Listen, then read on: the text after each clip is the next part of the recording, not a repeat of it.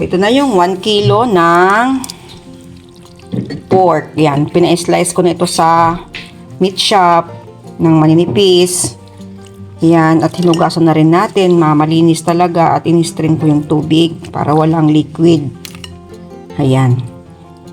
1 kilo po ito lahat. So, ito na yung ating gagawing pork tocino at pinalinisan natin ito sa meat shop at ayan, pina-slice natin ng maninipis.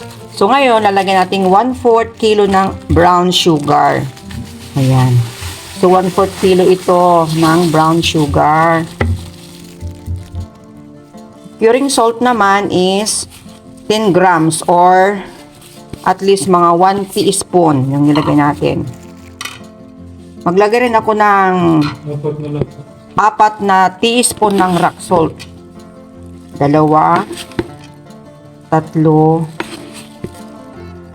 4 na rock salt. Or kaya, ayan. Diba? Ayan. Maglagay tayo ng paminta na durog. 2 teaspoon. Ayan. May baking soda, 1/2 teaspoon. Yan, tenderizer natin. Tsaka yung ating garlic. Yan. Garlic, mamins natin ng garlic. Ayan, so lahat nilagay natin yung ingredients dito at saka tayo i-mash natin ito lahat para wala pa, mamaya yung Sprite. Ayan, gagawin natin dito lahat ng ingredients muna para manuot ang lasa ng laman dito. Imamash natin ng ganyan. So, napapansin niyo hindi ako naglagay ng food color. Bagkos mamaya, maglalagay tayo ng kaunting ketchup. O yun, banana ketchup natin. Yung may pagkatamis anghang ang gagamitin natin para masarap yung ating pork tocino. Itong ating homemade na pork tocino ay simple lang yung ingredients. Ayan, basta may 1 kilo kayo ng pork, pwedeng-pwede itong ating recipe. Pero kung gusto nyong doblihin, kung marami naman kayong pork, pwede namang doblihin niyo yung ingredients. Ayan. So, yung iba gumagamit sila ng pineapple. Pero tayo, this time, gagamit tayo ng Sprite. Ayan. Napansin nyo, naglagay pala ako ng baking soda. Bakit? Kailangan natin ito ng tenderizer natin. Yung ginagamit natin para malambot yung ating karne ng baboy. Tenderizer kasi ang baking soda. Kaya meron yan.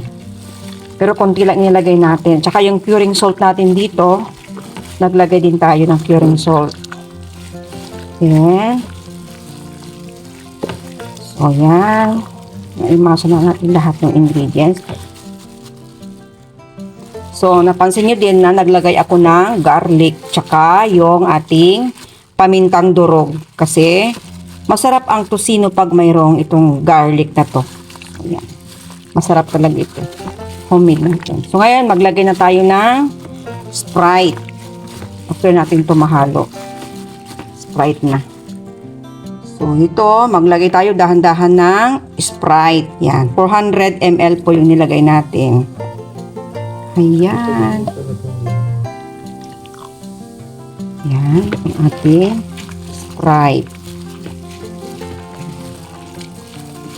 Absorb kasi ito niya, itong liquid natin. So, ito, yung Sprite natin na ginamit, at least mga 400 ml. Kasi ito, alam nyo ba itong ating pork, i-absorb niya yung mga liquid ingredients natin. Kaya minsan, masabi natin na mabigat na yung ating tocino. Diba yung tocino, nagtataka tayo pagka lulubo kasi ito lulubo itong karne pag nababa dito sa ating Sprite. Ayan, madami siya. So, makita nyo, hindi pa siya makulay. So, dito, ang gagamitin natin pangkulay dito, instead na gagamit tayo ng pangkulay, na yung mga pangkulay talaga na pula, gamit tayo ng konting ketchup. Yung iba naman, aswete, ginagamit nila. So, yan, maglalagay tayo ng konting ketchup. This time, gagamit lang po tayo ng itong ating ketchup na tamis anghang. Kasi gusto ko yung tamis anghang para may konting simpa ng anghang yung ating pork tocino. Ayan, diba? Mapula na. So, hindi na kailangan ng food color kasi itong ating ketchup mismo, mayroong pang kulay na ito. Ayan, tingnan nyo, mapula na. Ayan, diba? So, hindi na kailangan. Para pag maluto mo ito, imagine ka, mayroon na siyang mayroon na siyang sausawan. Kumbaga kasi kumpleto na to di ba? Mayroon na itong ketchup. Kaya kung gusto mo pa at nakukulangan ka sa kulay, pwede ka magdagdag ng ketchup. Dagdagan natin ng kaunti pa kasi parang malabnaw sa tingin ko. Ayan, di ba? Oh, di ba? Sarap ng ating tocino. Homemade tocino. Ayan. So, kung gusto nyo maglagay ng pangkulay, pwede namang maglagay ko ng pangkulay.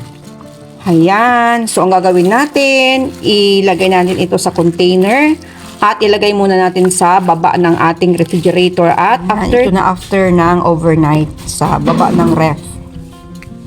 Ito yung itsura niya. Ayan, kinilo ko siya. Ang naging kilo niya, ay yung 1 kilo ko naging 1.5. Kasali na yung mga yung kanyang mga sabaw. Ayan, yung kanyang sauce. Marinate natin. Okay.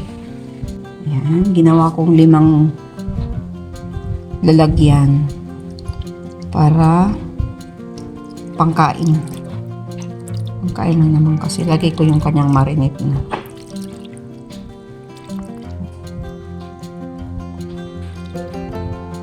Yan, pag mag-iluto mo to, sali na yung kanyang marinate para yan ang kanyang pinaka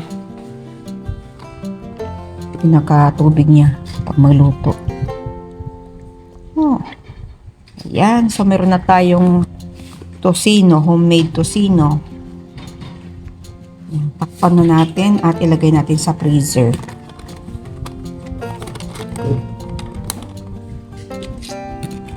May pang-ulam na.